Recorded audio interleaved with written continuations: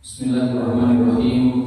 Assalamualaikum warahmatullahi wabarakatuh.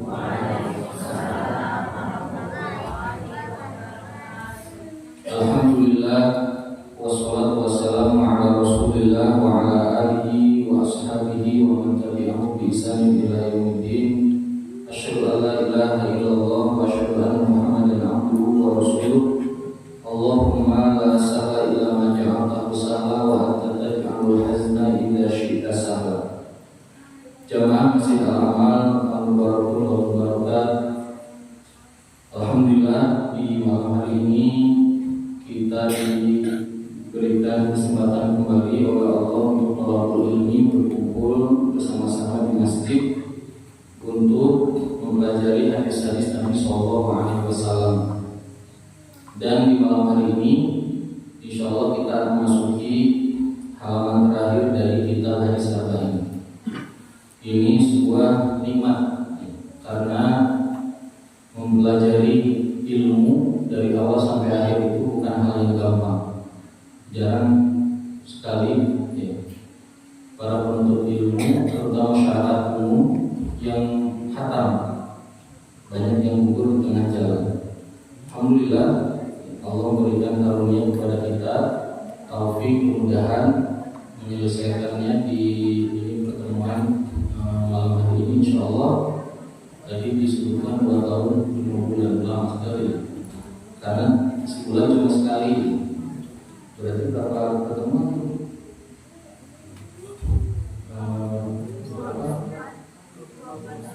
29 pertemuan. Masya Allah.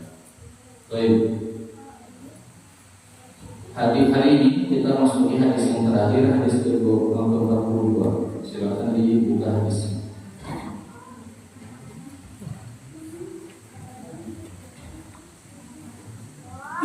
Kita akan baca hadisnya dan nanti disyarah insyaallah. Saya bacakan di buku. Bismillahirrahmanirrahim. An Anasin radhiyallahu anhu qala sami'tu Rasulullah sallallahu alaihi wasallam yaqulu qala Allah ta'ala ya ibna Adam innaka ma da'awtani wa rajautani ghafartu laka ala ma kana minka wa la ubali ya ibna Adam law balagat dunubuka ananas samai thumma astaghfartani ghafartu laka ya ibna Adam innaka law ataitani bi qurabil ardi khataya thumma laqitani la tusyriku bi syai'an la ataituka bi qurabiha maghfirah. Rawahu Tirmidzi wa qala haditsun hasanun sahih. Hadis ke-42 dari Anas bin Malik radhiyallahu anhu. Sudah beberapa kali ketemu hadis Anas di hadis arba'in. Namanya Anas bin Malik, khadimu Rasulullah sallallahu alaihi wasallam, pembantunya Rasulullah sallallahu alaihi wasallam. Anas bin Malik tinggal di rumah Rasulullah semenjak umur 10 tahun, jadi dari kecil sampai Rasulullah wafat. Dan Anas bin Malik atas doa Nabi sallallahu alaihi wasallam Allah berkahi hartanya dan keturunannya. Kata Nabi, Allahumma barik li Anas fi malihi wa waladihi. Ya Allah, berkahi Anas pada anaknya dan hartanya dan anaknya. Kata Anas bin Malik, Allah berkahi aku atas doa Nabi SAW dengan diberikan harta yang banyak, jadi pengusaha, dan memiliki keturunan anak dan cucuku. Kata Anas bin Malik, jumlahnya mencapai 100 orang. Jadi banyak. Kalau halal bihalal Idul Fitri harus nyewa tempat, karena banyak gitu. Dan ini keberkahan. Dan kita tahu doa Rasulullah SAW dikabulkan oleh Allah. Rasulullah berdoa untuk Abdullah bin Abbas, Allahumma faqihu fid-din wa 'allimhu ta'wil. Ya Allah, faqihkan dia agama, ajarkan dia tafsir. Jadilah Ibnu Abbas imam mufassir, imam ahli tafsir. Allah doakan Abu Hurairah agar tidak hilang hafalannya. Jadilah Abu Hurairah sahabat yang paling kuat hafalannya. Jadi doa Nabi itu semuanya mustajab. Para nabi, para rasul doanya diijabah. Nah, di sini Anas bin Malik mengatakan, aku mendengar Rasulullah SAW bersabda. Kata Anas, aku mendengar Rasulullah SAW bersabda. Kata Nabi, Allah Ta'ala berkata. Berarti ini hadis apa? Kursi. Sudah sering ya kita ketemu dengan hadis kursi. Sudah pernah dijelaskan juga hadis kursi. Nah, kata Nabi SAW, Allah berfirman. Berarti ini hadis kursi, hadis atau riwayat yang diambil oleh Allah atau didapatkan oleh Allah didapatkan oleh Nabi dari Allah Subhanahu wa Ta'ala. Kemudian qala Allah Ta'ala, berkata Allah, berfirman Allah Subhanahu wa Ta'ala, ya ibna Adam, hai anak Adam, innaka ma da'awtani wa rajautani ghafartu laka ala ma kana minka wa la ubali. Hai anak Adam, sesungguhnya engkau selama berdoa dan berharap kepadaku, aku ampuni kamu atas apa yang sudah dilakukan. Tidak peduli, kata Allah, aku tidak peduli dosanya apapun. Wahai anak Adam, seandainya dosamu mencapai atap langit yang paling tinggi dan minta ampunan kepadaku, aku ampuni, kata Allah. Wahai anak Adam, seandainya engkau meminta datang kepadaku dengan dosa sepenuh isi perut bumi dan mendatangiku tidak menyebutkan aku dengan apapun, sesuatu apapun, maka aku akan mendatangimu dengan ampunan sepenuh isi bumi juga. Hadis riwayat Tirmidzi wa qala haditsun hasanun shahih. Hadis ini bukan hadis shahih tapi hadis hasan. Derajatnya hadisnya hasan. Hadis ini kenapa Imam An-Nawawi meletakkannya di akhir? Kenapa Imam Nawawi meletakkannya di akhir? Hadis ini tentang maghfirah. Lihat kebiasaan Nabi SAW dan sunnahnya di dalam Islam. Kalau kita berbuat amal, kita harus memperbanyak istighfar. Ya, harus memperbanyak istighfar. Kenapa? Karena di dalam amal kita bisa jadi ada kesalahan. Maka kata Allah, sami'na wa ata'na. Habis itu apa? Ghufranaka. Jadi setelah kami dengar dan taat, kami melakukan perintahmu, ghufranaka, maafkan kami, karena kami banyak salah. Kami melakukannya banyak yang tidak benar, sering keliru, ghufranaka, mohon maaf. Nah, begitulah di dalam setiap ibadah diakhiri dengan maghfirah, dengan ampunan. Maka kita kalau sholat, jadi kalau sholat diakhiri dengan tasyahud, diakhiri dengan tasyahud. Diakhiri tasyahud ada doa mohon ampunan. Doa mohon ampunan. Jadi setiap kita beribadah ujungnya ada memohon ampunan kepada Allah Subhanahu wa Ta'ala. Bahkan ketika ada kemenangan, kata Allah, idza jaa nasrullahi wal fath, sudah menang Islam, wa ra'aitan nasa yadkhuluna fi dinillahi afwaja, orang-orang masuk Islam berbondong-bondong. Fasabbih bihamdi rabbika wastaghfir. Harus banyak istighfar. Kenapa? Karena ini karunia dari Allah dan kita dikasih karunia itu walaupun kita banyak salah. Kita banyak melanggar, banyak tidak sempurnanya, banyak kekurangannya, maka memohon ampunan. Nah, ini merupakan sunnah Rasulullah SAW dan sunnahnya di dalam Islam mengakhiri sesuatu perbuatan dengan memperbanyak istighfar, dengan memperbanyak waktu Nabi Ibrahim dengan Nabi Ismail membangun Ka'bah langsung mohon ampunan kepada Allah agar diterima amalnya itu membangun Ka'bah. Dan begitu juga disebutkan di dalam banyak ayat di dalam Al-Quran, orang-orang beriman itu kalau habis beramal, selesai dalam sebuah tugas amal kayak kita belajar dan lain, yang ditakutkan apa? Amal kita ini udah capek-capek nggak diterima, maka mohon ampun kalau selama ini banyak kekurangan, sehingga hadis ini disimpan di paling akhir.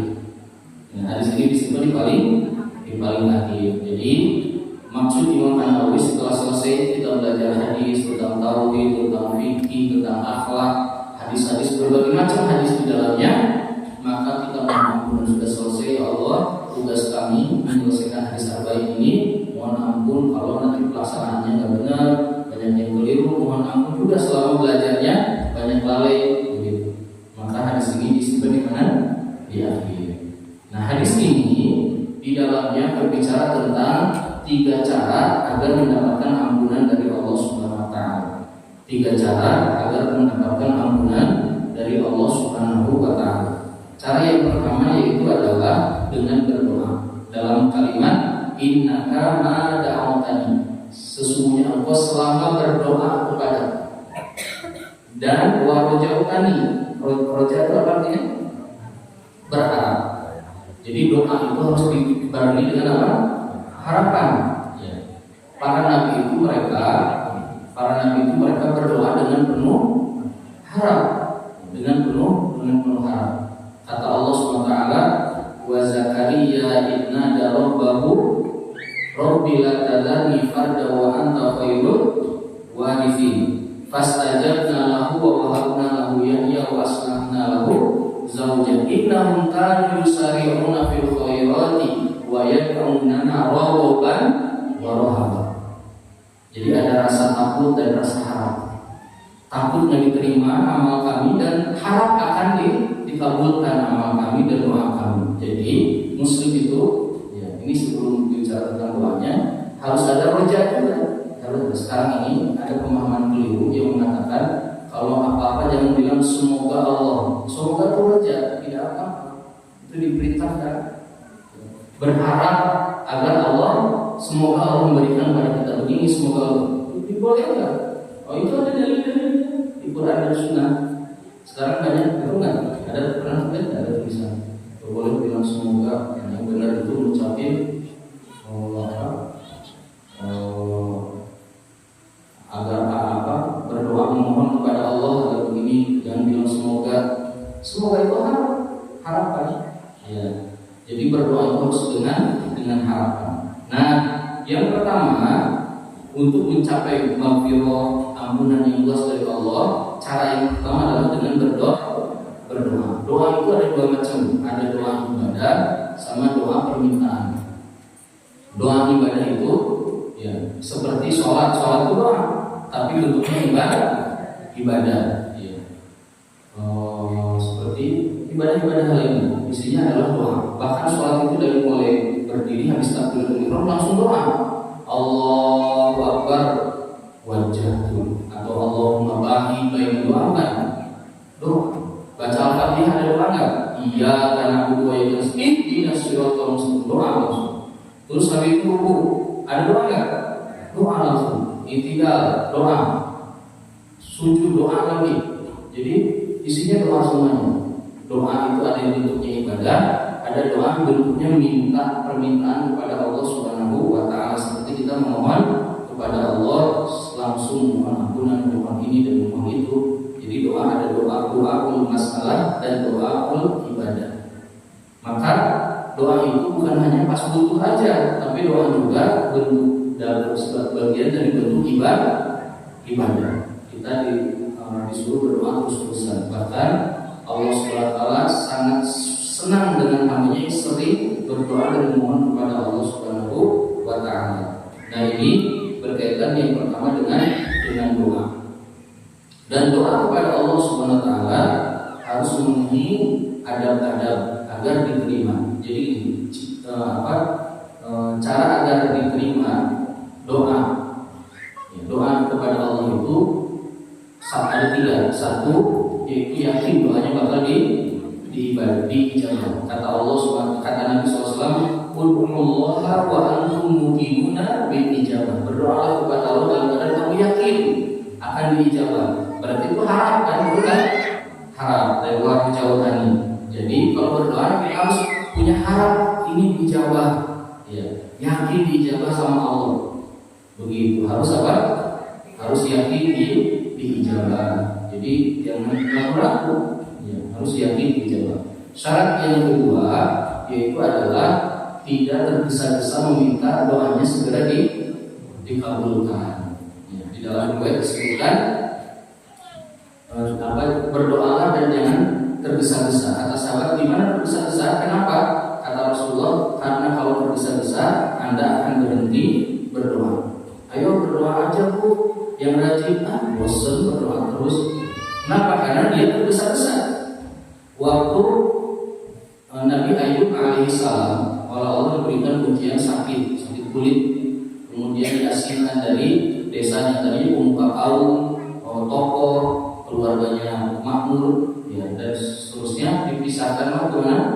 Diasingkan. Kemudian sakit sudah 7 tahun dan bertanyalah istrinya, wahai suamiku, berat ya ujiannya, ini udah berapa tahun gini terus. Kata Nabi Ayub, wahai istriku, dulu kita senang itu berapa tahun? Kata istrinya 70 tahun. Kita sakit udah susah ini udah berapa tahun? Udah 7 tahun. Kata Nabi Ayub, sabar kalau sampai 70 tahun, baru juga 7 tahun. Nah, lihat ini Nabi Ayub alaihissalam. Nabi Ayub alaihissalam berdoa tiap hari, berdoa. Disebutkan oleh dalam Al-Quran, wa ayyuba inna rabbahu anni massan yadur wa anta arhamur rahimin fastajabna lahu fakashafna ma bihi min durrin wa atainahu ahlahu wa mithlahu ma'ahu rahmatan min indina wa dzikra lil abidin. Di ayat ini kata Allah, ingat kisah Nabi Ayub ketika dikasih penyakit, berdoa, tapi langsung dikabulin enggak, diuji terus. Sampai kapan yang kuat? Sampai di dalam riwayat ada yang meriwayatkan dalam hadis-hadis Israiliyat, ada yang meriwayatkan sampai 15 tahun, ada yang meriwayatkan sampai 15 tahun. Ya, lama sekali sakit. Gitu. Baru dikabulkanlah doa Nabi Ayub alaihissalam. Jadi doa itu satu harus yakin apa? Dijawab. Yang kedua tidak boleh apa? Tidak boleh tergesa-gesa. Yang ketiga memenuhi adab. Yang ketiga memenuhi adab doa. Adab doa itu dimulai dengan hamdalah, kemudian sholawat, kemudian beristighfar, memohon ampunan, karena salah satu penghambat doa itu banyak dosa. Setelah itu bertawasul dengan nama-nama Allah, ya Rahman, irhamni, ya Ghafur, ighfirli, wahai Allah ya Razzaq yang Maha Pemberi rezeki, kasih aku rezeki. Itu namanya tawasul dengan nama-nama Allah. Nanti setelah meminta diakhiri lagi dengan hamdalah dan sholawat. Nah ini diantara adab-adab dalam berdoa yang disebutkan oleh Imam Ibnu Qayyim al-Jauziyah. Nah tadi kata Nabi Allah berfirman, sesungguhnya engkau selama berdoa kepadaku dan memohon berharap kepadaku. Jadi kita harus banyak harap. Ya. Bahkan kaidahnya gini, kalau lagi masa muda harus banyak rasa takut. Kalau sudah tua harus banyak rasa harap dan husnuzon. Kenapa masa muda harus banyak takut? Karena anak muda itu remnya kurang, betul nggak? Serobot aja kalau masih muda. Yang serobot coba ya anak muda kalau naik bawa kendaraan, serobot. Ada orang yang bilang saya bisa mengebut bawa mobil. Saya dulu bingung kayak gini, sekarang nggak takut. Ya. Saya pernah bawa mobil dari Jakarta tengah malam ke Bandung habis acara itu 1,5 jam. Jakarta Bandung.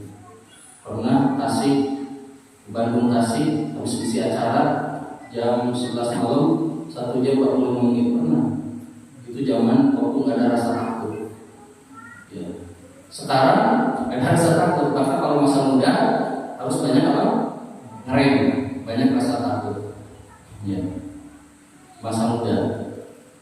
Dan kebanyakan orang-orang yang hijrah di zaman dahulu, mereka itu hijrah setelah ketika rasa takutnya hilang dan mentok terjadi masalah, baru mereka hijrah. Rata-rata begitu. Lihat ya, banyak orang-orang terkenal zaman dahulu, mereka sadar menjadi orang hebatnya setelah lama tuh dalam keadaan, misalnya siapa? Penakluk Palestina itu Salahuddin Al-Ayyubi. Itu dulunya tukang balapan kuda, tukang trek-trekan motor, tukang balapan kuda. Lagi balapan di Mesir, terlihat ada Muslim diinjek-injek sama orang Nasrani. Dari situlah hatinya langsung terbuka dan kemudian hijrah, berubah menjadi pemimpin. Fudail bin Iyad, Imamul Haramain, itu dulunya perampok lagi merampok sebuah desa, dibaca orang itu baca ayat Al-Quran yang menyentuh hatinya, sungguh. Jadi masa muda itu sering tergelincir, sering. Kalau udah tua kan banyak pertimbangan, itu apa, Bu? Kalau udah tua banyak pertimbangan, jangan dulu, hati-hati. Kalau masih muda. Nah, kalau sudah tua banyak rasa harap sama husnuzon kepada Allah. Agar apa yang kita lakukan diterima, karena kesempatan kita tinggal dikit. Itu banyak hal. Innaka ma da'awtani wa rajautani ghafartu laka 'ala ma kana minka wal. Tadi berdoa tuh kalau ingin dijawab tadi syarat-syaratnya. Gimana cara Allah mengabulkan doa? Allah mengabulkan doa kata Ibnu Qayyim, satu dengan langsung dijawab waktu itu juga. Ya. Seperti mungkin semua manusia pernah mengalami. Di zaman Rasulullah sering kejadian. Sahabat sering kejadian. Jadi berdoa langsung kejadian. Ya, seperti misalnya Rasulullah berangkat dari Allah, turunkan pertolongan, langsung malaikat pada turun. Begitu. Jadi langsung apa? Kejadian. Siapa tuh Sa'ad bin Abi Waqqas mendengar ada orang yang mencaci maki Rasulullah SAW di luar kota, di sebuah pasar. Sa'ad bin Abi Waqqas menurut mereka enggak mau menggubrisnya. Kemudian kata Sa'ad, ya Allah beri peringatan ke orang itu. Terus untanya langsung menendang orang itu, langsung mati. Makanya kata Nabi, Sa'ad bin Abi Waqqas senjatanya buah panah sama doanya yang pernah meleset. Nah, jadi satu dikabulkan langsung, yang kedua oleh Allah dikabulkan dalam waktu yang tidak ditetapkan. Maksudnya bisa besok, lusa, tahun depan, 10 tahun lagi, 20 tahun lagi, atau setelah meninggal dikabulkan. Tapi kita sudah nggak ada, misalnya ya Allah berikan kepada saya keturunan para penghafal Quran yang hebat-hebat, soleh-soleh, ternyata cucunya yang pada jadi. Orang ini udah pada meninggal, bapak ibunya udah meninggal, ternyata cucu-cucunya jadi. Bisa jadi seperti doanya Nabi Ibrahim alaihissalam. Nabi Ibrahim berdoa, ya Allah utuslah dari negeri ini seorang nabi yang akan mengajarkan Al-Quran, kitab, mensucikan, kemudian memberikan pengajaran. Kapan dikabulkannya? Setelah berabad-abad berlalu baru muncullah Rasulullah SAW. Ya, seperti ketika Nabi Ibrahim disuruh mengumumkan haji, wa adzim fin nasi bil haji yatuka rijalan wa ala kulli dhamir yatina min kulli fajjin amin. Suruh biar pada datang orang-orang manusia atau penghuni negeri dan Al-Quran. Nah, setelah Nabi Ibrahim wafat, baru banyak orang melaksanakan ibadah haji. Jadi doa bisa jadi dikabulkannya enggak sekarang. Ini yang kedua. Yang ketiga, kata Ibnu Qayyim, bisa jadi dikabulkannya dengan cara diganti dengan diangkat musibah dari diri kita. Bisa jadi dikabulkannya dengan cara diangkat musibah dari diri kita. Misalnya takdirnya itu orang ini kena musibah hari ini, tapi karena dia berdoa dan Allah mengabulkan doanya, bukan dengan dikasih apa yang dia minta, tapi diangkat apanya? Musibahnya. Dia selamat dari musibah. Nah, kemudian kita lanjut, innaka ma da'awtani wa rajawtani ghafartu laka ala ma kana minka. Di riwayat lain ala ma kana fika. Ala ma kana minka wa la ubali. Kata Allah, aku ampuni apapun keadaan kamu, itulah bahasanya. Jadi kalimatnya itu betapa luasnya rahmat Allah. Kata Allah, aku ampuni apapun keadaan kamu. Kumaha baik diampunan gitu ke Allah. Walau balik, dan aku nggak peduli dosanya apapun, nggak peduli. Kita itu akan memaafkan orang kalau pilih-pilih dosa, enggak? Bahkan keturunannya dimarah-marah, dibenci. Di Indonesia di masyarakat kita kan banyak. Ya, kalau orang berbuat dosa itu, musalah bapaknya di jauhan anak yang salah mau. Kita sampai benci terus-terusan. Ya. Lihat, kenapa kok kita begitu? Karena kita makhluk. Kalau Allah itu pencipta yang memiliki kita, Allah sayangnya tidak terhingga, luas sekali. Sampai disebutkan dalam sebuah riwayat, rahmat Allah itu mendahului marahnya Allah. Dalam Al-Quran, di dalam ayat lain, rahmat Allah itu lebih luas daripada murka Allah. Jadi kata Allah, dosanya sejelek apapun, pokoknya apapun keadaan kamu aku ampuni. Walau balik, kata Allah mau peduli. Sekarang nih, kalau ada orang bisa berbuat salah terus kita maafkan, terus kita bilang, ya dimaafkan tapi hati-hati dari kamar. Lihat gitu kan kita, ya kalau manusia gitu. Nah Allah, karena Allah pencipta. Kalau Allah, pokoknya apapun ini diampuni. Jadi yang pertama adalah dengan berdoa. Yang kedua, ampunan itu datang setelah berdoa, yaitu yang kedua memohon ampunan. Jadi tidak hanya berdoa tapi memohon ampunan agar dapat ampunan. Jadi harus minta dengan jelas. Di sini disebutkan, ya bna Adam law balagha buka anas sama'i thumma astaghfartani ghafartu laka. Hai anak Adam, kalau dosa setinggi langit, dosa setinggi langit aja, anak sama langit paling tinggi. Pokoknya kalau ditumpuk deh, wah ini dosa terus dugi ke mana? Kata Allah, kalau datang kepada minta ampunan, aku ampuni, tetap diampuni. Nah berarti selain berdoa kepada Allah, memohon kepada Allah, juga harus tegas memohon yang meminta agar kita diampuni. Istighfar itu namanya thalabul maghfirah, meminta ampunan dari Allah. Maka perbanyak istighfar, astagfirullah. Perbanyak istighfar. Dan gini, kan kita tuh hati banyak dosa. Kalau buat dosa hati kafarat. Kan cara bersih salah satunya juga istighfar. Banyak istighfar ke rontok. Perbanyak istighfar terus. Nah kemudian yang ketiga yaitu bertauhid. Yang ketiga syarat diterimanya ampunan itu atau cara diterimanya ampunan bertauhid. Jadi yang pertama berdoa, kedua memohon ampunan, yang ketiga bertauhid. Yaitu tidak berbuat syirik, bertauhid. Ini lihat di hadisnya, kata Allah, wahai anak Adam, seandainya engkau datang kepadaku dengan dosa sepenuh isi bumi, datang kepadaku ini, yang dimaksud adalah nanti di hari kiamat. Kalau yang dimaksud adalah kalau kita meninggal menghadap kepada Allah, bahwa dosa sepenuh isi bumi, Allah ampuni dengan satu syarat. Jadi setelah berdoa memohon ampunan, tapi dosanya sepenuh apa? Isi bumi, datang kepada bisa juga diampuni, bisa. Syaratnya yang ketiga yaitu bertauhid, tidak berbuat apa? Syirik. Ini hati-hati, syirik itu dosa yang paling besar, kezaliman yang paling besar. Maka jaga lisan, jaga hati, jaga perbuatan dari perbuatan syirik. Harus tahu mana yang syirik, kufur, ditinggalkan. Kenapa? Karena itu dosa yang tidak ada ampun dari Allah Subhanahu wa taala. Tidak ada maaf dari Allah Subhanahu wa taala. Kalau orang meninggal berbuat syirik, sudah kekal di mana? Di neraka. Maka di dalam hadis ini kata Allah, seandainya engkau datang kepadaku dengan dosa, sepenuh isi bumi, berarti dosanya banyak banget sepenuh isi bumi. Memohon datang dengan sepenuh isi bumi. La tusyriku bi syai'an, tidak berbuat syirik, berarti datang dalam keadaan bertauhid. Dan waktu hidup dia sudah banyak berdoa dan memohon ampunan. Dan tapi dia memikul dosa yang banyak. Kata Allah, aku ampuni dengan syarat tidak berbuat syirik.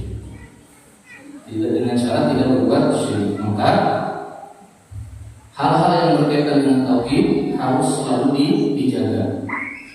Misalnya kita kalau setiap pagi dan petang mengucapkan kalimat-kalimat tauhid, kata Nabi SAW, siapa yang di pagi hari mengucapkan la ilaha illallah wahdahu la syarika lahu mulkul hamdu wa ala kulli syai'in qadir mi'ata marrah 100 kali, maka oleh Allah diberikan pahala seperti membebaskan budak, dinaungi dalam naungan Allah, dan diampuni dosanya, dinaikkan derajatnya, dan seterusnya.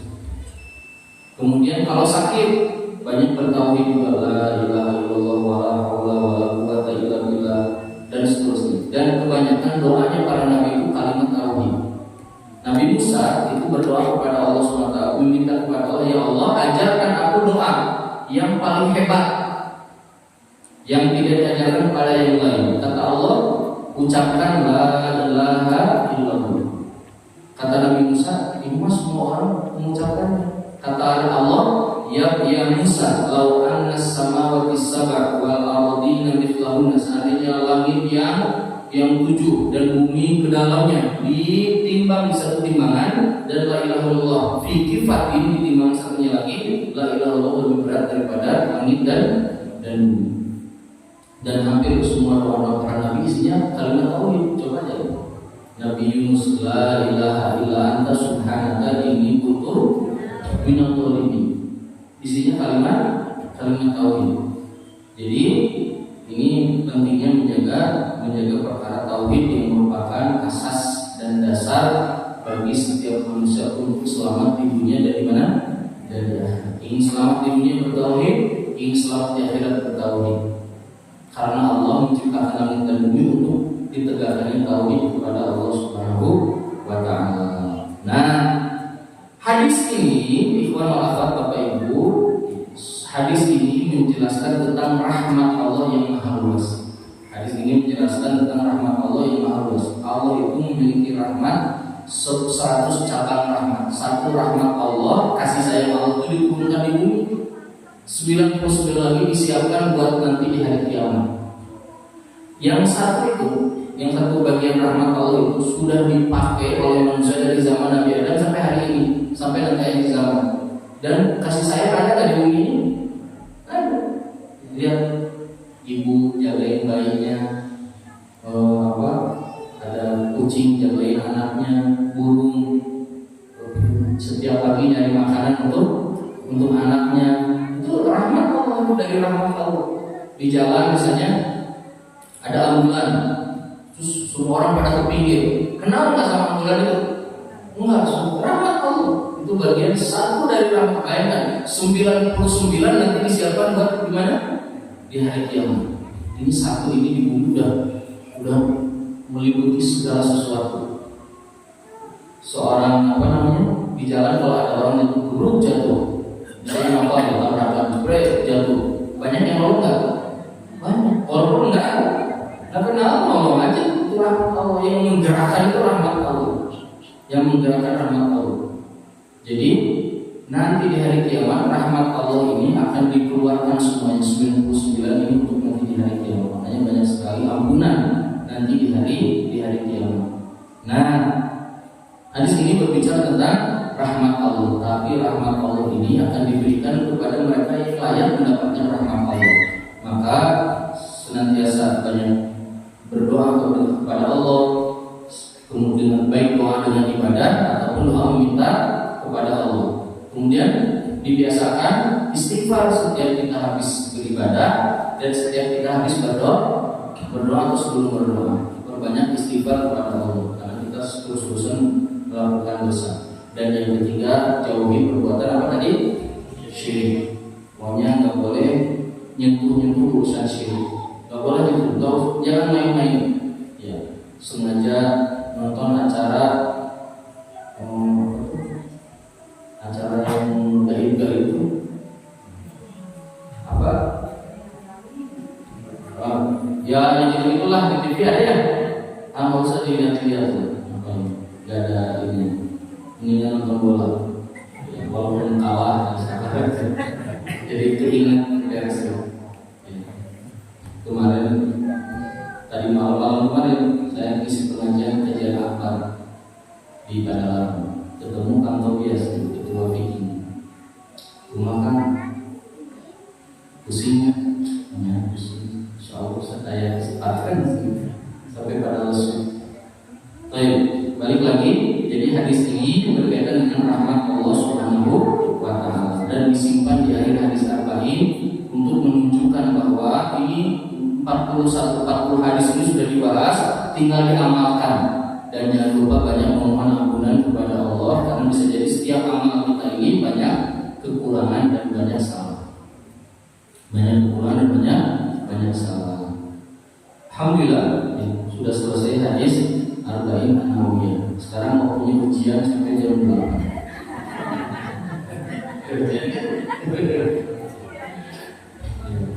Alhamdulillah sudah selesai. Ya, mungkin saya jawab dulu, habis itu nanti saya bacakan sana. Habis itu sudah selesai. Biasanya kan 2 hadis ya. Sekarang 1 hadis. Kalau ada pertanyaan silakan, masih banyak waktu. Ya. Silakan Pak. Pada langsung. Assalamualaikum warahmatullahi wabarakatuh. Waalaikumsalam warahmatullahi wabarakatuh. Dengan doa Ustaz. Ya. Di suatu rapat itu ada giliran doa Ustaz. Di suatu rapat ada giliran doa. Nah, kalau untuk dari situ banyak banget. Nah, kira-kira hukum fikih dalam doa itu ada yang muslim, ada yang kafir. Kafir itu ada beberapa Ustaz. Ada di situ orang Nasrani, ada orang Buddha sampai Hindu. Nah, kami ini didapat ini suka giliran Ustaz. Jadi ketika minggu ini yang mimpin dari muslim, minggu depan yang mimpin dari Hindu, yang minggu depan lagi dari Nasrani. Nah, seperti apa sikap saya? Karena saya sebagai salah satu doa dari muslim, apakah saya perlu mendengarkan doa mereka? Satu. Terus kalau doa orang-orang kafir itu apakah memang didengar? Nah, ini Ustaz. Karena ini adalah gandangan saya selama. Apa kalau saya harus keluar dari rapat tersebut agar tidak menghindari orang yang kafir berdoa Ustaz? Terima kasih. Ya. Dulu Rasulullah SAW lagi di rumah dengan Aisyah. Kemudian ada orang lewat, orang Yahudi. Kata orang Yahudi, "Assalamualaikum ya Muhammad." Cilaka Muhammad. Celaka kamu wahai Muhammad. Mati kamu wahai Muhammad. Kata orang Yahudi. Kata Rasulullah, "Wa'alaika kamu juga." Aisyah marah. Radhiyallahu anha mengatakan, "Assalamualaikum warahmatullahi wabarakatuh." Kata Rasulullah, kata Aisyah itu doa kita jelek. Kata Rasulullah, biarin aja. Doa dia nggak diterima, doa saya diterima. Udah saya balas tadi. Doa aku diterima, doa dia tidak diterima. Jadi doanya orang-orang kafir tidak akan diterima oleh Allah Subhanahu wa Ta'ala, karena mereka tidak bertauhid, tidak beriman kepada Allah. Orang tidak beriman, di mana akan dikabulkan doanya? Ya. Tapi kalau berkaitan dengan takdir dia minta rezeki Allah kasih, itu adalah apa? Masyiah kauniyah, ketetapan Allah secara kauniyah, mesti dikasih rezeki, mesti dikasih ketetapan kemudahan. Kan setiap manusia ada kemudahan, ada kesulitan, ini pasti dikasih gitu. Nah, yang kedua, sikap kita kalau kita berdoa niat untuk diri kita dan untuk orang-orang beriman. Kalau ada orang lain berdoa, ya kita berdoa sendiri aja. Tidak ada pengaruh. Seperti tadi orang Yahudi bilang, "Celaka wahai Muhammad." Kata Rasulullah, "Kamu juga celaka." Rasulullah doanya dikabulkan, orang ini doanya tidak dikabulkan. Yang ketiga, kalau berdoa bareng nih, misalnya pada Maus mimpi doa, Yang dilarang adalah memimpin doa dengan mengatakan, mari kita berdoa dengan keyakinan masing-masing. Ini nggak boleh. Kalimat ini bisa jadi kalimat kufur karena kita membenarkan doa orang-orang ini dibolehkan, membenarkan keyakinan yang lain. Bilang aja, mari kita berdoa.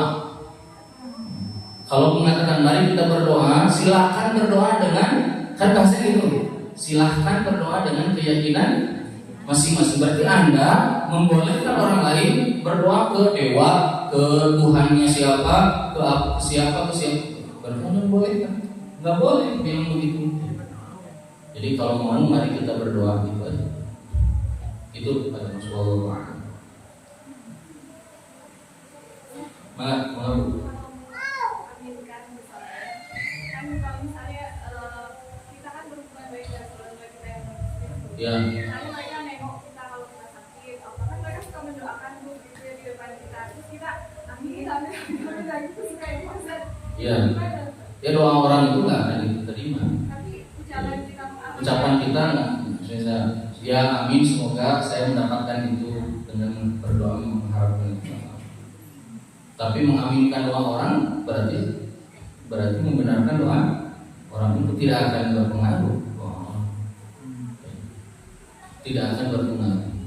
Jadi gini, kalau ada orang non-muslim diberikan oleh Allah kemudahan, kesehatan, itu bagian dari takdir bagi mereka. Diberikan kemudahan, kelancaran, bagian dari takdir mereka. Manusia kan semuanya ditetapkan rezekinya, umurnya, apalagi susah dan amalnya, susah dan senangnya, semuanya sudah ditetapkan. Yang makanya di kita itu gini, jangan pernah menyepelekan hal urusan tauhid, kayak menggabungkan salam. Ya, salam itu dalam Islam hanya ada assalamualaikum warahmatullahi, nggak ada itu apa suka digabung-gabung. Ya, tidak ada di dalam Islam. Jadi gini ya, tapi kan kita harus toleransi. Toleransi itu gini, saya tanya, Rasulullah dulu bermuamalah sama orang kafir. Bermuamalah, membantu Nabi itu orang Yahudi. Rasulullah itu dagang sama orang Yahudi. Rasulullah itu begitu. Tahu gak yang nuntun Nabi waktu hijrah? Orang musyrik. Jadi Rasulullah itu bermuamalah baik sama orang-orang kafir. Baik itu bukan berarti ikut-ikutan, ya seperti mereka. Jadi dirubah coba cara pandangnya. Baik itu bukan berarti saya harus seperti mereka. Rasulullah dagang. Rasulullah bahkan waktu wafat, Rasulullah itu menggadaikan baju perangnya di orang Yahudi. Jadi Rasulullah muamalah baik dengan mereka. Jadi ini harus dipahami. Bukan berarti toleransi itu menggadaikan urusan apa? Urusan tauhid. Sama seperti di masyarakat kita suka gini. Waktu ingat waktu Paus meninggal, itu banyak di Indonesia tuh tokoh-tokoh bilang, ya semoga bala kepada Paus almarhum gimana Paus almarhum? Kalau dia membawa apa? Ini ibadah kepada berhala kok almarhum disebut. Ya kita harus toleransi kayak gitu. Toleransi kayak gitu. Ini lucu sekali. Kalau ada yang meninggal disebut almarhum, padahal orang kafir, bahkan tokoh kafir disebut almarhum. Baik, ada lagi? Silakan Pak. Ada cara berdoa ya. Ada yang saya mengatakan bagaimana? Ya, doa. Asal doa itu mengangkat tangan.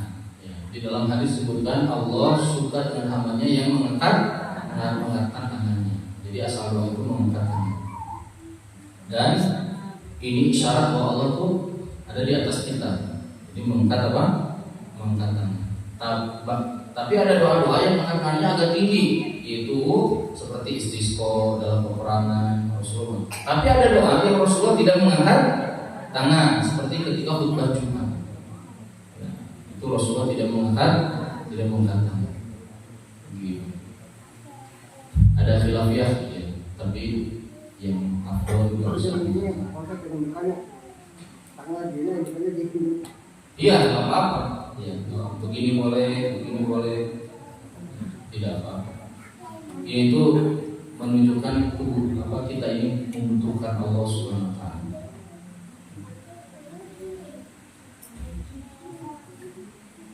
Baik, ada lagi? Baik. Silakan Bu.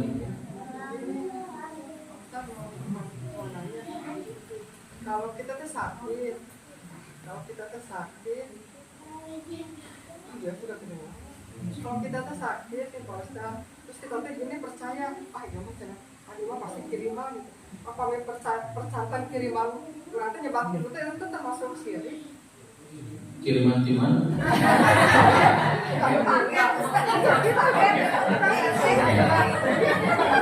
Masuk ulang. Enggak, ini kalimat tergantung ya. Kalau bilang ini kiriman mempercayai bahwa dukun itu bekerja jago dan lain-lain, nggak boleh. Tapi kalau misalnya berprasangka ini penyakit ini penyebabnya dari orang lain, ya, itu hal yang dibolehkan. Tapi kan kita nggak tahu gimana caranya. Waktu Rasulullah disihir, Rasulullah tahu nggak disihir? Enggak. Datang Jibril sama Mikail. Rasulullah lagi tidur, Jibril duduk di sebelah kepala Rasulullah, Mikail duduk sebelah kaki Rasulullah. Kemudian kata Mikail, kenapa orang ini, maksudnya Nabi kenapa? Kata Jibril, tuba, sakit. Dengan apa? Bimada matbu, bisihrin, dengan sihir. Sihirnya apa? Bimusyatatin, dengan sisir yang diikat. Gitu. Di mana sisir ini ngobrol nih? Jibril sama siapa? Mikail. Dengan sisirnya di mana? Di sumurnya Bani Zurai, dicemplungin di situ. Kemudian Jibril membisikkan di telinga Rasulullah 2 surat Al-Falaq dan An-Nas. Qul a'udzu birabbil falaq min syarri ma khalaq sampai selesai surat An-Nas. Dan Jibril berangkat, Rasulullah bangun. Dipanggil Ali. Wahai Ali, cari di sumur Bani Zurai ada sihir di situ. Ali disitu turun, dapat sihir. Kemudian Rasulullah membacakan Al-Falaq sama An-Nas dan lepaslah sihir. Itu Rasulullah tahu ketika dikasih tahu oleh siapa? Oleh Jibril. Jadi ini Muslim itu kalau sakit obati dulu dengan cara pengobatan yang ini, berprasangka dulu dengan sesuatu yang masuk akal. Bahwa ini mungkin karena tadi masuk angin, karena setelah makan, gitu lah. Kalau sudah berusaha ternyata masih tetap apa? Sakit, ada kemungkinan baru dia makan. Kirim ini.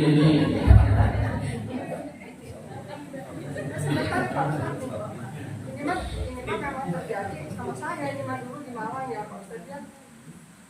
Ini loh rumah tangga saya tuh begitulah, nggak bagus ya kalau diceritain begitu. Ya jangan diceritain. Begitulah ada sesuatu nih Pak Ustaz nih.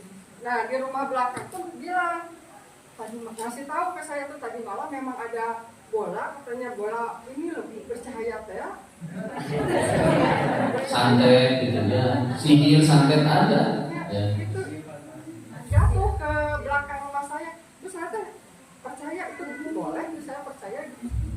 Percaya adanya sihir memang ada sihir. Percaya Sihir ada nggak? Ada. Al-Quran ada.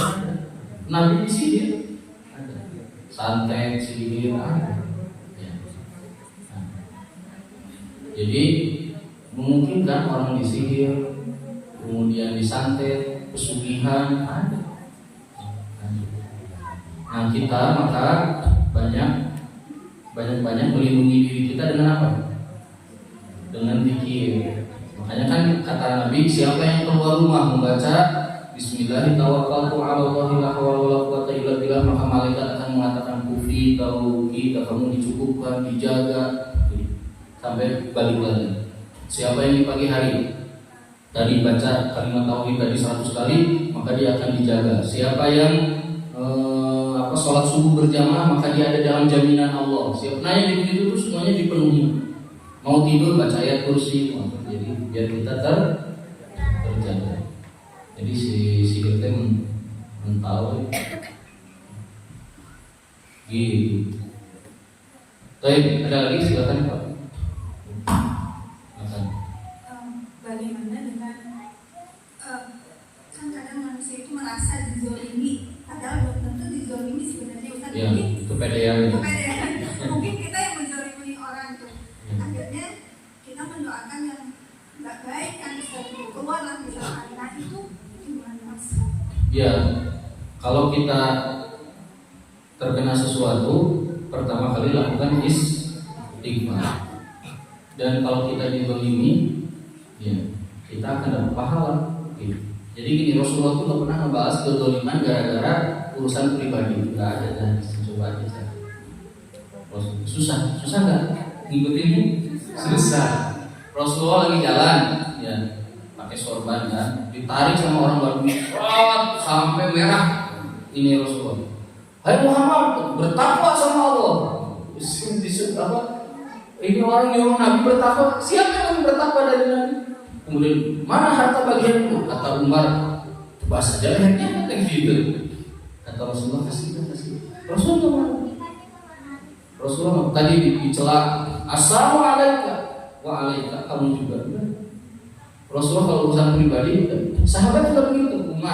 Umar kamu dibicarakan tuh sama orang-orang di sana, kata alhamdulillah, sama pahala saya nambah. Sudah. Umar galak nggak orangnya? Galak, tapi ketika urusan pribadi sudah aja. Itu susah kan? Itu susah banget.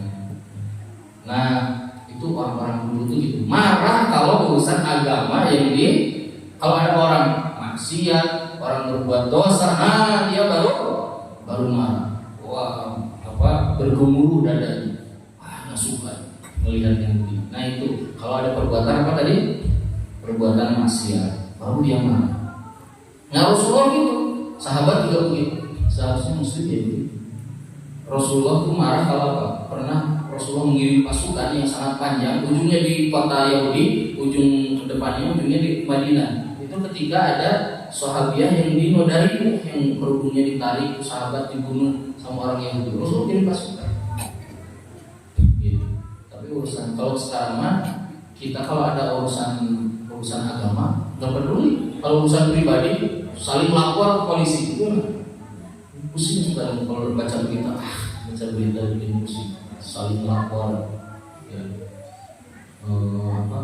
ini lapor balik, terus lapor. Pusing polisi yang benar. Gitu. Saya di Oknam, ya di DP, terus dikira teh Ustaz itu ya datang. Assalamualaikum, waalaikumsalam. Siapa namanya Bu? Ibu Nenden. Kenapa sakit? Kenapa DB? Mau sembuh? Mau doa sama saya ya? Tapi ibu harus bilang amin. Ya. Lama-lama begini. Belum lagi. Yesus, gimana ini? Ibu Nenden disakitkan. Sembuhkan sama kamu. Saya nggak bilang amin. Jangan diaminkan. Amin lah itu sudah sembuh. Aku kan kayak Yesus gitu. Iya, di rumah sakit. Ayo pertama-tama assalamualaikum. Kabar berkata. Iya. Sekarang orang Kristen ya udah biasa. Assalamualaikum. Ada dapat nikmat, alhamdulillah. Ayo lama-lama begini Ustaz. Yesus, kenapa supaya ibu Nenden disakitkan? Ibu nah itu Ustaz, harus bilang amin. Kan aku dosa. Iya, nggak boleh diaminkan. Ya. Doanya doa syirik, doa kufur. Yang menyembuhkan hanya siapa? Iya karena dulu, iya karena minta tolong hanya sama Allah. Gak boleh minta tolong kepada selain Allah. Kalau orang Kristen bilang ke kita Assalamualaikum, apa jawabannya? Waalaikum, sudah segitu. Gak boleh dilebihkan. Waalaikum itu apa? Bagi kamu apa terserah Allah. Bagi kamu laknat, bagi kamu kecelakaan, bagi kamu apapun terserah Allah. Begitu. Tidak dijawab juga nggak apa-apa. Ya, jadi ini urusan tauhid itu harus tegas. Urusan tauhid harus tegas. Dulu Rasulullah sering ditawari, ayo seminggu apa?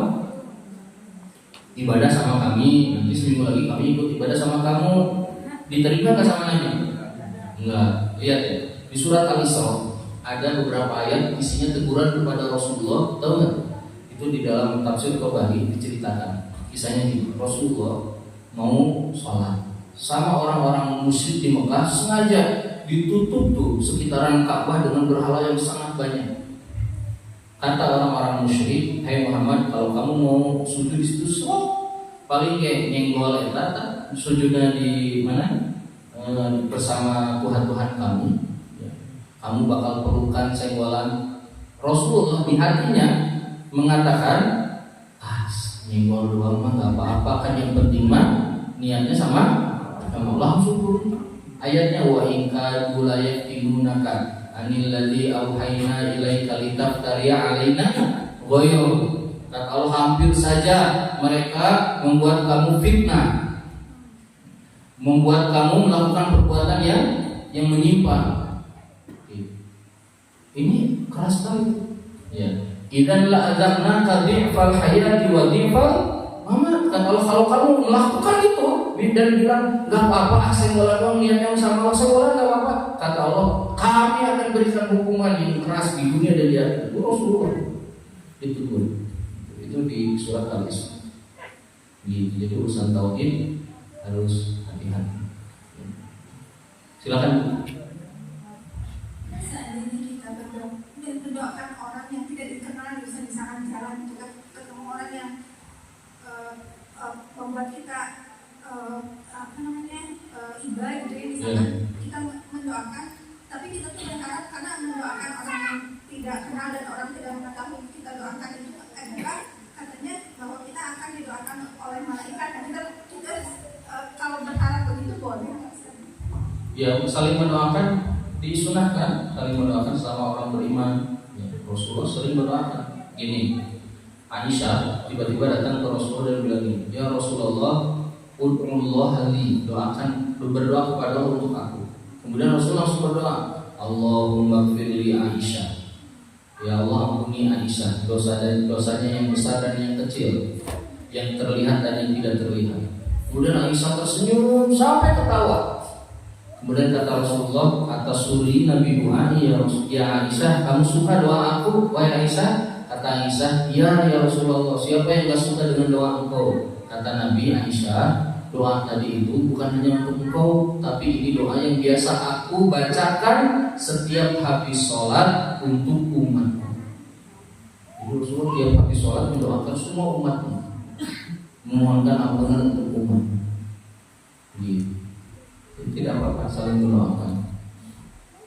Jadi gini ya, kalau ke orang lain pokoknya baik aja terus, positif terus. Orang lain ada negatif, balasnya positif lagi.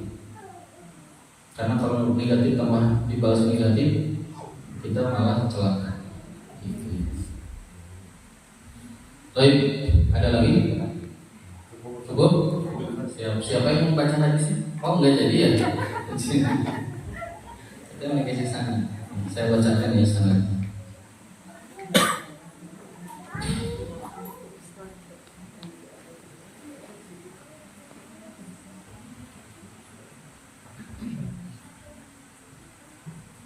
Baik. Bismillahirrahmanirrahim. Ijazah fi Kitabil Arba'in An-Nawawiyah lil Imam An-Nawawi rahimahullahu taala.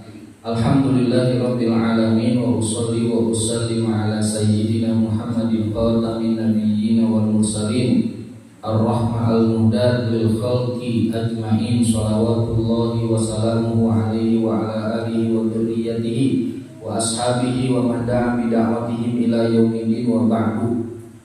Faqad darasa indi jama'atun minal muslimina fi Masjid Al-Amal Kitab Al-Arba'in An-Nawawiyah li Abi Zakaria Yahya bin Syaraf An-Nawawi rahimahullahu ta'ala ma'a tawdihin fi mawadi'an fawajadtuhu ahlan linashriha wa tadrisiha fa'ajaztuhu bihadal kitab kama ajazuni masyayikhil kiram an adadin minal masyayikhil a'lam mubtada'un bi Syekh Al-Hafidh Al-Musnad Abu Uthman Adil bin Khamis Rabi' bin Surur wa huwa an Syekh Al-Allamah Musnadul Asr Qasim bin Ibrahim Al-Bahr qira'atan alaihi wa huwa anil Allamah As-Sayyid Muhammad bin Sulaiman Idrisi bin Muhammad bin Sulaiman Al-Awsad bin Abdullah bin Sulaiman bin Yahya bin Umar maqbulul ahdal az-Zubaidi an walidihi al-allamah as-sayyid Sulaiman Idris bin Muhammad bin Sulaiman al-Awsat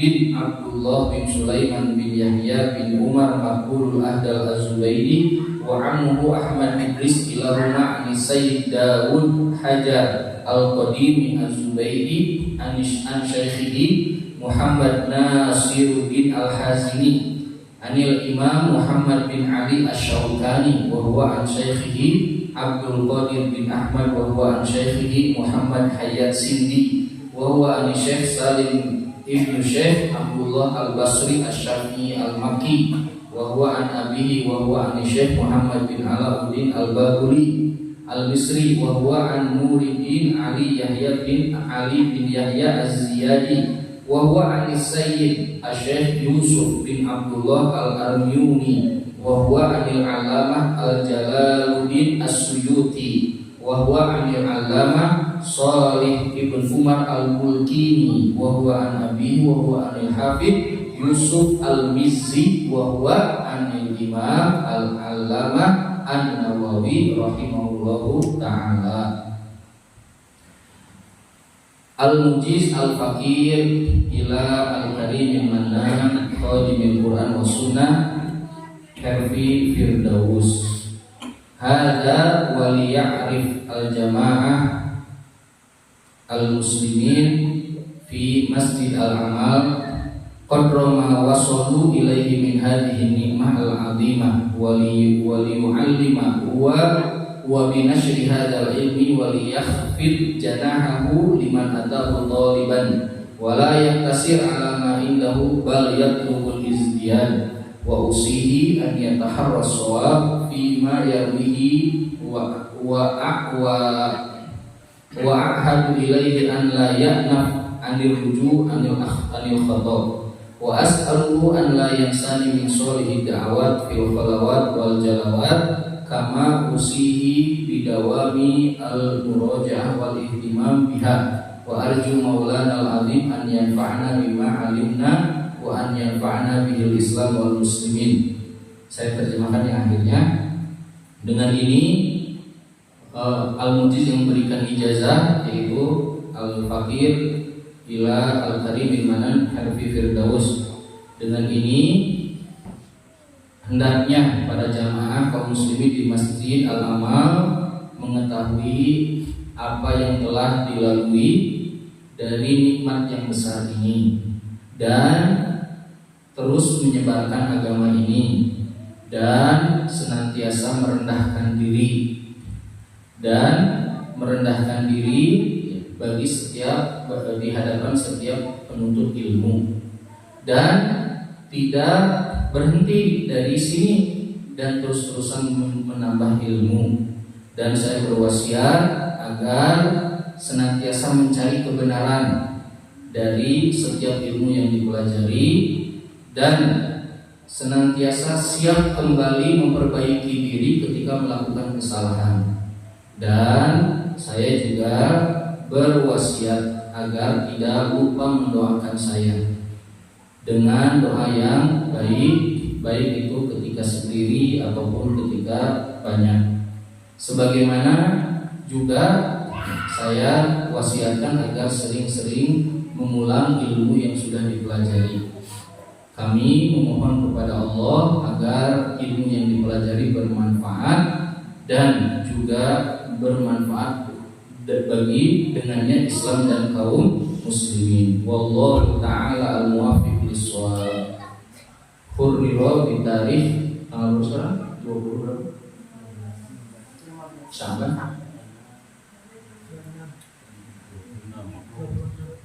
26. Hurriro di tarikh Sitah wa Ishrin min Sya'ban Alaf Arba'umiyah Sitah Sabah Sab'ah wa Arba'in Al-Muwafiq di tahun berapa? 17 15 min Februari As-sanah Al-Faid wa Sitah wa Isrin Miladiyah. Alhamdulillah sudah selesai pembacaan sanadnya. Alhamdulillah. Baik, dicukupkan untuk pembacaan sanad. Semoga ilmu yang dipelajari bermanfaat dan yang berhenti sampai sini. Kita nanti lanjut lagi ke level berikutnya, next level. Dan diulang-ulang terus. Kalau ada kesempatan untuk mengajarkan ke orang lain, ajarkanlah dari yang sudah dipelajari. Ya. Insyaallah nanti ketemu lagi di pertemuan-pertemuan berikutnya. Semangat terus kalau ilmunya. Saya cukupkan ya untuk kajian di malam hari ini. Saya tutup. Aku qouli hadza wa astaghfirullah li wa lakum fastaghfiruhu innahu huwal ghafurur rahim. Assalamualaikum warahmatullahi wabarakatuh.